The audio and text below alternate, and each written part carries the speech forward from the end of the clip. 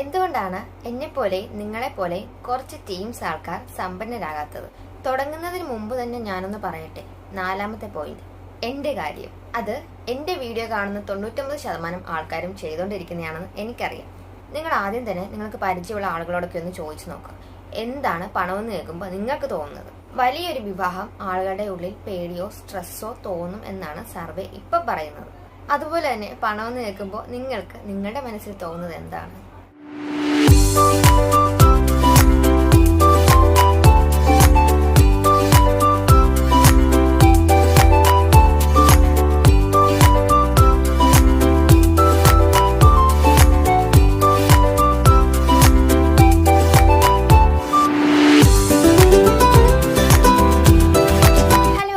Welcome back our YouTube channel. ഞാനൊന്ന് content മാറ്റി പിടിക്കാന്ന് വിചാരിച്ചു. പണമെന്ന് കേൾക്കുമ്പോൾ നിങ്ങൾക്ക് എന്താണ് തോന്നുന്നത്? നമുക്ക് ഇന്നത്തെ ടോപ്പിക്കിലേക്ക് കടക്കാം. എന്തുകൊണ്ടാണ് നമുക്ക് പണം ഉണ്ടാക്കാൻ സാധിക്കാത്തത്, അല്ലെങ്കിൽ സമ്പന്നരാകാൻ പറ്റാത്തത്? എന്തുകൊണ്ടാണ് എന്നെ പോലെ നിങ്ങളെ പോലെയുള്ളവർക്ക് പണം സമ്പാദിക്കാൻ പറ്റാത്തത്? ലൈക്സ് ഒരുപാട് പേര് ഇപ്പൊ മണി മാർക്കറ്റിൽ ക്യാഷ് ഇൻവെസ്റ്റ് ചെയ്യുന്നുണ്ട്, അതുപോലെ ഷെയർസിൽ ഇൻവെസ്റ്റ് ചെയ്യുന്നുണ്ട്, പിന്നെ ബിസിനസ് ചെയ്യുന്നവരുണ്ട്, അല്ലെങ്കിൽ ഒരു പ്രൈവറ്റ് ഫേമില് ഗവൺമെന്റ് ഫേമില് ടൈം ടേബിൾ പോലെ വർക്ക് ചെയ്യുന്നവരുണ്ട്, പിന്നെ എന്നെ പോലെ യൂട്യൂബ് ചാനൽ തുടങ്ങിയവരും ഉണ്ട്. ഒരുപാട് കാര്യങ്ങളിലുള്ളതിൽ ഒന്നാമത്തെ കാര്യം, എല്ലാവർക്കും സിമിലർ ആയിട്ടുള്ള സിറ്റുവേഷൻ അല്ല എന്നുള്ളതാണ്. ചിലർ ഒരു ബിസിനസ് സ്റ്റാർട്ട് ചെയ്യുമ്പോൾ തന്നെ 5, 10, 15 കടത്തിലായിരിക്കും സ്റ്റാർട്ട് ചെയ്യുന്നത്. അതല്ല എങ്കിൽ അവരുടെ ഫാമിലിയുടെ കടം അവർക്ക് ട്രാൻസ്ഫർ ചെയ്യുന്നതുകൊണ്ടായിരിക്കാം. പിന്നെ അവർ 20s എടുക്കുന്ന അവർ എഡ്യൂക്കേഷൻ റിലേറ്റഡ് ലോൺസ് ഒക്കെ ആയിരിക്കാം. അങ്ങനെ പലതരത്തിലുള്ള കടവും ആകാം. വേറെ ചിലർ നേരെ ഓപ്പോസിറ്റ് ആയിരിക്കും. സ്റ്റാർട്ടിങ് തന്നെ അവരുടെ ചിലപ്പോൾ കുടുംബസ്വത്ത് കാണും, മേ ബി അവർക്ക് അസറ്റ്സ് കാണും, അതല്ല എങ്കിൽ പ്രോപ്പർട്ടി ആയിട്ടോ മണി ആയിട്ടോ വേറെ എന്തെങ്കിലും ഇൻവെസ്റ്റ്മെന്റ് അവർക്ക് കാണും. അവിടെ നിന്നായിരിക്കും മേ ബി അവർ സ്റ്റാർട്ട് ചെയ്യുന്നത് തന്നെ. അപ്പൊ ഈ കടത്തിൽ സ്റ്റാർട്ട് ചെയ്യുന്നവരായാലും ഒരു വലിയൊരു പോപ്പുലേഷൻ പെർസെന്റേജ് ആൾക്കാരും ജീവിതകാലം മുഴുവൻ അവർ ഈ കടത്തിന്റെ ട്രാക്കിൽ നിന്നും രക്ഷപ്പെടത്തില്ല എന്നുള്ളതാണ്. ഇനി രണ്ടാമത്തെ റീസൺ, നമ്മൾ ഭയങ്കര ഒപ്റ്റിമിസ്റ്റിക് ആണ്. ഭൂരിഭാഗം ആൾക്കാരും ലൈഫിൽ അവർക്ക് ഒരു പ്രശ്നം ഉണ്ടാകത്തില്ല, ഒരു അസുഖവും വരത്തില്ല, ഒന്നും സംഭവിക്കത്തില്ല എന്ന് ചിന്തിക്കുന്നവരായിരിക്കും. ലൈക്ക് മേ ബി ജോലി പോയാലോ, അല്ലെങ്കിൽ എന്തെങ്കിലും ആക്സിഡന്റ് പറ്റിയാലോ, അസുഖം വന്നാലോ, എന്തെങ്കിലുമൊക്കെ സിറ്റുവേഷനിൽ ക്യാഷ് കൈ കരുതേണ്ടി വന്നാലോ അവര് അതിലൊന്നിലും ബോധരാകത്തില്ല. കാരണം അവരുടെ സേവിങ്സും കാണില്ല, അതുപോലെ തന്നെ ഇൻഷുറൻസും കാണില്ല. ഞാൻ ആദ്യം പറഞ്ഞ റീസണിൽ നമ്മുടെ കയ്യിൽ ക്യാഷ് ഉണ്ടായിട്ട് ബിസിനസ് സ്റ്റാർട്ട് ചെയ്യുന്നവരാണ്, അല്ലെങ്കിൽ നമ്മൾ എന്ത് വേണമെങ്കിലും സ്റ്റാർട്ട് ചെയ്യുന്നവരാണെങ്കിൽ നമ്മൾ അത്യാവശ്യം സെക്കൻഡ് പോയിന്റ് ഫോളോ ചെയ്തില്ലെങ്കിൽ നമ്മൾ ഒബ്വിയസ്ലി നമ്മൾ കടത്തിലാവും. കാരണം ഇതുപോലത്തെ സിറ്റുവേഷനിൽ നമുക്ക് എവിടെന്നെങ്കിലും കടം വാങ്ങിക്കേണ്ടി വരും. അതിന് ചിലപ്പോൾ നമുക്ക് ലക്ഷങ്ങളായിരിക്കും കടത്തിനായിട്ട് വാങ്ങിക്കേണ്ടത്. ഇത് അടക്കാനായിട്ട് മേ ബി നമ്മൾ ജീവിതകാലം മുഴുവൻ ഓടേണ്ടി വന്നേക്കാം. ഇനി മൂന്നാമത്തെ റീസൺ. ഈ മൂന്നാമത്തെ റീസൺ നമ്മുടെ 2 പോയിന്റുമായിട്ട് കണക്റ്റഡ് ആണ്. നമുക്ക് ഇത്രയൊക്കെ പ്രശ്നങ്ങൾ ഉള്ളതുകൊണ്ട് തന്നെ നമുക്ക് നമ്മുടെ സാലറിന്നോ വരുമാനത്തിന്നോ ഇൻകത്തിന്നോ ഒന്നും നമുക്ക് എമൗണ്ട് മാറ്റിവെക്കാനും പറ്റില്ല, ഇൻവെസ്റ്റ്മെന്റ് കീപ്പ് ചെയ്യാനും പറ്റില്ല. അതുകൊണ്ട് തന്നെ സേവിങ്സ് ഒന്നും കാണത്തില്ല. ഈ സേവിങ്സ് എന്നുകൊണ്ട് ഉദ്ദേശിക്കുന്നത് മണി മാർക്കറ്റിങ്ങോ അല്ലെങ്കിൽ ഇക്വിറ്റി ഷെയർസോ അങ്ങനത്തെ ഒന്നുമല്ല. അറ്റ്ലീസ്റ്റ് ഒരു നല്ല വീട് വെക്കാൻ പോലും അവരുടെ ക്യാഷ് സേവ് ചെയ്യണമെന്നില്ല. ഇനി നമുക്ക് 4ാമത്തെ പോയിന്റിലേക്ക് പോവാം. ഇൻ കേസ് നമുക്ക് കുറച്ച് സാലറി ഒക്കെ കൂടി കുറച്ച് എക്സ്ട്രാ വരുമാനമൊക്കെ ആയെന്ന് വിചാരിക്കുക. അപ്പോൾ നമ്മളെപ്പോലുള്ള സാധാരണ ആൾക്കാർ എന്താ ചിന്തിക്കുക? ഒന്നെങ്കിൽ എന്തെങ്കിലും ഇൻവെസ്റ്റ് ചെയ്യണോ, അല്ലെങ്കിൽ എന്തെങ്കിലും സാധനങ്ങൾ വാങ്ങിക്കണോ, അല്ലെങ്കിൽ വേറെ എന്തെങ്കിലും മാറ്റി വെക്കണോ എന്നായിരിക്കും. അപ്പൊ തന്നെ നമ്മുടെ ഉള്ളിലുള്ള ആ മിഡിൽ ക്ലാസ് ഇമോഷൻ പുറത്തു ചാടും. ചുറ്റുമുള്ളവർക്കൊക്കെ കാറുണ്ട്, വീടുണ്ട്, ഐഫോൺ ഉണ്ട്, സ്വർണ്ണമാലയുണ്ട്, സ്വർണ്ണവളയുണ്ട്, മോതിരമുണ്ട്, ഡയമണ്ട് റിംഗ് ഉണ്ട് എന്നൊക്കെ ചിന്തിക്കാൻ തുടങ്ങും. ഞാൻ എന്തെങ്കിലും മ്യൂച്വൽ ഫണ്ടിൽ അംഗമായാലോ അല്ലെങ്കിൽ എന്തെങ്കിലും സ്റ്റോക്ക് വാങ്ങിച്ചാലോ ചുറ്റുമുള്ള ആരും കാണാനും നിൽക്കില്ല. അപ്പൊ എനിക്ക് അത്യാവശ്യം വേണ്ടി ഇങ്ങനെയുള്ള സാധനങ്ങളൊക്കെ വാങ്ങിച്ചു കൂട്ടി എന്നൊക്കെ വരും. അപ്പൊ നമ്മൾ എടുക്കുന്ന ആദ്യത്തെ ഡിസിഷൻ എന്ന് പറയുന്നത് 4 ആളെ കാണിക്കാൻ വേണ്ടിയായിരിക്കും. ഇനി സാലറി നെക്സ്റ്റ് മന്ത് കിട്ടുമ്പോഴോ അല്ലെങ്കിൽ എക്സ്ട്രാ സേവിങ്സ് എന്തെങ്കിലും കാണുമ്പോഴോ വേണമെങ്കിൽ നമുക്ക് ഇക്വിറ്റി ഷെയർസോ അതുപോലെ മ്യൂച്വൽ ഫണ്ടിലൊക്കെ കയറാം എന്ന് വിചാരിക്കും. പക്ഷെ ഇതിൻ്റെ അകത്ത് ഒരു ഫാക്ട് എന്ന് പറഞ്ഞാൽ ഈ നെക്സ്റ്റ് ടൈം എന്ന് പറയുന്ന സിറ്റുവേഷൻ ഒരിക്കലും ഉണ്ടാകത്തില്ല. അങ്ങനെ നമ്മുടെ കയ്യിൽ ക്യാഷ് വന്നുകൊണ്ടിരിക്കുന്ന സമയത്ത് നമ്മൾ പല ഇമോഷൻസിലേക്കും വീഴും. ചുറ്റുപാടുള്ളവരെക്കാൾ നന്നായിട്ട് ജീവിക്കാൻ തോന്നും, നമുക്കൊന്നിനും ക്യാഷ് തികയാണ്ട് വരും. ചുരുക്കി പറഞ്ഞാൽ ട്രെൻഡ് മാറുന്നതനുസരിച്ച് നമ്മുടെ ഇമോഷൻസ് ആയാലും ഇഷ്ടങ്ങളായാലും നമ്മുടെ സ്റ്റൈലും ഒക്കെ മാറിക്കൊണ്ടിരിക്കും. ഇതാണ് ഗൈസ് 4ാമത്തെ പോയിന്റ് ഞാൻ ചെയ്തുകൊണ്ടിരിക്കുന്നതെന്ന് പറഞ്ഞത്. അപ്പോൾ ഇത് കണ്ടുകൊണ്ടിരിക്കുന്ന 99% ആൾക്കാരും ഇങ്ങനെ തന്നെയാണെന്ന് എനിക്ക് നന്നായിട്ട് അറിയാം. ഇനി 5ാമത്തെ പോയിന്റ്, കുറച്ച് സാധനങ്ങൾ നമ്മുടെ കയ്യിലുണ്ടെങ്കിൽ നമ്മൾ ഭയങ്കര ആളാണ് എന്നുള്ളൊരു ഭാവം.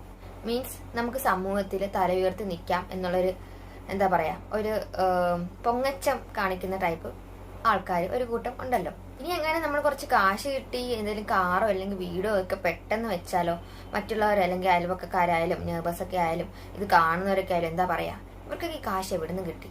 അവർ വല്ല മയക്കുമരുന്നോ അല്ലെങ്കിൽ വല്ല സ്മഗ്ലിംഗ് വല്ലതും ആയിരിക്കും ചെയ്യുന്നത്, അല്ലെങ്കിൽ വേറെ വല്ല പറയാൻ പറ്റാത്ത ബിസിനസ് ഒക്കെ ആയിരിക്കും അവർ ചെയ്യുന്നത് എന്നായിരിക്കും. അപ്പോൾ മറ്റുള്ളവരെ കാണിക്കാണ്ട് നമുക്ക് പറ്റുന്ന രീതിയിൽ ചെലവ് കുറച്ച് ജീവിക്കാൻ ശ്രമിക്കുക. ബുദ്ധിമുട്ടാണ്, എങ്കിലും ഒന്ന് ട്രൈ ചെയ്ത് നോക്ക്. പിന്നെ 6ാമത്തെ കാര്യം എന്ന് പറയുന്നത്, നമ്മൾ കുഞ്ഞായിരുന്ന സമയത്ത് ഒന്ന് ചിന്തിച്ച് നോക്ക്, പണവുമായിട്ട് ബന്ധപ്പെട്ട ഒരു കാര്യത്തിലും നമ്മൾ ഇൻവോൾവ് ആകില്ലായിരുന്നു.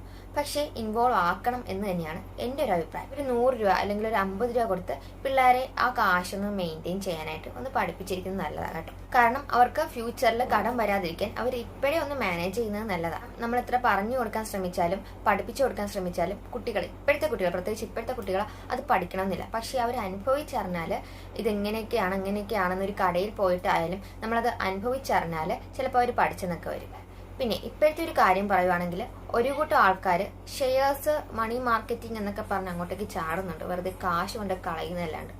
പിന്നെ കുറച്ച് ആൾക്കാർ എന്താ പറയുക, അവരുടെ കഴിവുകൾ ഉണർത്താനും പിന്നെ അതിൽ നിന്നൊരു ഇൻവെസ്റ്റ്മെന്റ് അല്ലെങ്കിൽ ഒരു ഇൻകം കിട്ടണം എന്ന് ആഗ്രഹിച്ച് യൂട്യൂബ് ചാനൽ തുടങ്ങുന്ന ആൾക്കാരുമുണ്ട്. ഈ മണി മാർക്കറ്റ് സ്റ്റാർട്ട് ചെയ്യുന്നതും ഈ യൂട്യൂബ് ചാനൽ സ്റ്റാർട്ട് ചെയ്യുന്നതും പറ്റി നല്ല ഡിഫറൻസ് ഉണ്ട്. മണി മാർക്കറ്റ് എന്ന് പറയുമ്പോൾ ക്യാഷ് പോവുക ചെയ്യുന്നത്, മേ ബി ക്യാഷ് എറിഞ്ഞ് ക്യാഷ് പിടിക്കുന്ന പരിപാടിയുണ്ട്. പക്ഷെ യൂട്യൂബ് ചാനൽ എന്ന് പറഞ്ഞാൽ അങ്ങനെയല്ല, അത് നമ്മുടെ ഹാർഡ് വർക്കാണ്. മാത്രമല്ല, നമ്മൾ എത്രത്തോളം ഹാർഡ് വർക്ക് ചെയ്യുന്നു, നമ്മുടെ എത്രത്തോളം ക്രിയേറ്റിവിറ്റിയാണ് അതിൽ ഇൻവോൾവ് ആകുന്നത്, അതിനനുസരിച്ച് നമ്മൾ ഒരു വർഷവും വേണ്ട, ഞാൻ 2 മാസമായിട്ടുള്ളൂ പ്രോപ്പറായിട്ട് വീഡിയോ അപ്ലോഡ് ചെയ്യാൻ തുടങ്ങിയിട്ട്. അപ്പോൾ ഇപ്പോഴത്തെ ഒരു കാര്യം എന്ന് വെച്ചാൽ എല്ലാവരും യൂട്യൂബ് ചാനൽ സ്റ്റാർട്ട് ചെയ്യുന്നത്, കാരണം പല പല സിറ്റുവേഷൻസ് ഉള്ള ആൾക്കാർ നമ്മുടെ ഇടയിലുണ്ട്. ഇപ്പോൾ എന്താ പറയുക, കടത്തിൽ നിൽക്കുന്നവരുണ്ട്, ഒരു നല്ല വീട് വെക്കണം എന്ന് ആഗ്രഹിച്ച് നിൽക്കുന്നവരുണ്ട്, അതുപോലെ തന്നെ കാർ വാങ്ങണം, കുട്ടികളുടെ ഫ്യൂച്ചർ, ഇതൊക്കെ മുന്നിൽ കണ്ടിട്ട് യൂട്യൂബ് ചാനൽ സ്റ്റാർട്ട് ചെയ്യുന്നവരും ഉണ്ട്. അവരെ സംബന്ധിച്ച് എനിക്ക് പറയാനുള്ളത്, നിങ്ങൾ ഈ എടുത്ത ഡിസിഷൻ മേ ബി നിങ്ങൾക്ക് ഇപ്പോൾ ഒരു കൺഫ്യൂഷനും കാര്യങ്ങളൊക്കെ വന്നിരിക്കാം. കാരണം എത്രയൊക്കെ നോക്കിയിട്ട് ഒരുപാട് ബിഗിനേഴ്സൊക്കെ ആയാലും ഒരുപാട് കണ്ടന്റ് ക്രിയേറ്റർ ആയാലും ഈ യൂട്യൂബ് ചാനലിൽ ഇപ്പോൾ വളർന്നു വരുന്നുണ്ട്. പക്ഷെ നമ്മളെ കൊണ്ട് അത് പറ്റുമോ? കാരണം എന്താ പറയുക, നമ്മൾ എത്ര വീഡിയോ ഇട്ടാലും അങ്ങോട്ട് കയറി പോകുന്നില്ല. പക്ഷെ നമ്മൾ കണ്ടന്റ് റിലേറ്റഡ് വീഡിയോ നമ്മൾ ഡെയിലി നമ്മളൊരു എന്താ പറയുക, ഒരു എയിം ഫോക്കസ് ചെയ്ത് നിങ്ങളൊന്ന് അപ്ലോഡ് ചെയ്ത് നോക്കുക, നിങ്ങൾക്ക് അതിനുള്ള ഗുണം ഉണ്ടാകും. അതുപോലെ തന്നെ ഈ മണി മാർക്കറ്റിന്റെ കാര്യം പറയാനാണെങ്കിൽ, ഈ മണി മാർക്കറ്റിന്റെ സെക്ഷനിൽ അവരെ നമ്മുടെ മൈൻഡ് അങ്ങോട്ടേക്ക് ആക്കുക ചെയ്യുന്നു. നിങ്ങൾക്ക് ഇതിൽ നിന്ന് കുറെ കാര്യങ്ങൾ കിട്ടും, ഇതിങ്ങനെ ചെയ്താൽ നിങ്ങൾക്ക് ഇത്രയും കാശ് കിട്ടും, നിങ്ങൾക്ക് അത് ഇരട്ടിയാകും എന്നും പറഞ്ഞ് സാധാരണക്കാരായ ആൾക്കാരുടെ മനസ്സിൽ ഒരുപാട് സ്വപ്നങ്ങളും ആഗ്രഹങ്ങളൊക്കെ കൊടുത്തിട്ട് അവരപ്പോൾ എന്ത് ചെയ്യും, അവരങ്ങോട്ടേക്ക് ചായും. അതാണ് ഇപ്പോൾ കണ്ടുവരുന്നത്. ഞാൻ ആദ്യം തൊട്ട് പറഞ്ഞ ഈ പോയിന്റ്സിലുള്ള എല്ലാ ആൾക്കാരും ലാസ്റ്റ് വരുന്നതെന്ന് പറയുമ്പോൾ ഈ യൂട്യൂബിലേക്കാണ്. കാരണം നമുക്ക് ഒരുപാട് കടം കാണും. മാത്രമല്ല, ഇപ്പോൾ പ്രൈവറ്റ് ഫേമിൽ വർക്ക് ചെയ്യുന്നവരായാലും ഗവൺമെന്റ് ഫേമിൽ വർക്ക് ചെയ്യുന്നവരായാലും ഇപ്പോൾ ഡോക്ടർമാർ ഉൾപ്പെടെ എന്താ പറയുക, അവർക്ക് അതിൽ നിന്നും പറ്റുന്നത്ര, കാരണം നമുക്ക് ഇപ്പോഴത്തെ നമ്മുടെ നാടെന്ന് പറയുന്നത് ഒരുപാട് എക്സ്പെൻസ് എന്ന് പറഞ്ഞ കാലം കൂടിയാണ്. അപ്പോൾ നമുക്ക് ഒന്നിലും അങ്ങോട്ട് തൃപ്തരല്ല എന്ന് മാത്രമല്ല, നമ്മുടെ കയ്യിൽ നിന്നൊന്നും കാശ് നിൽക്കുന്നില്ല. അതുകൊണ്ട് തന്നെ ഇപ്പോൾ പലരും യൂട്യൂബ് ചാനലിലേക്ക് വരികയാണ് ചെയ്യുന്നത്. അപ്പോൾ ഞാൻ ഈ പറഞ്ഞ ഇത്രയും കാര്യങ്ങൾ നിങ്ങളുടെ ലൈഫുമായിട്ട് ഏതാണ് റിലേറ്റഡ് ആയിട്ടുള്ളത് ഒന്ന് കമന്റ് ഇട്ടേക്കണം കേട്ടോ. അങ്ങനെ നമ്മൾ എന്തുകൊണ്ടാണ് ഇങ്ങനെ ആകുന്നത്, എന്താണ് അതിനുള്ള റീസൺ എന്ന് നമുക്ക് ഈ കമന്റ് ബോക്സ് വഴി മനസ്സിലാകുന്നതായിരിക്കും. അപ്പോൾ ഇന്നത്തെ നമ്മുടെ ടോപ്പിക് ഇത്രയേ ഉള്ളൂ. നമ്മുടെ വീഡിയോ ഇഷ്ടമായെങ്കിൽ ലൈക്ക് ചെയ്യാനും ഷെയർ ചെയ്യാനും കമന്റ് ചെയ്യാനും മറക്കരുത്. പിന്നെ സബ്സ്ക്രൈബും ചെയ്തേക്കണേ. സബ്സ്ക്രൈബ് ചെയ്യുന്നതിനോടൊപ്പം തന്നെ തൊട്ടടുത്തുള്ള ബെൽ ബട്ടൺ കൂടി ക്ലിക്ക് ചെയ്യുകയാണെങ്കിൽ നമ്മുടെ എല്ലാ വീഡിയോസും നിങ്ങൾക്ക് നോട്ടിഫിക്കേഷൻസ് ആയിട്ട് വരുന്നതായിരിക്കും.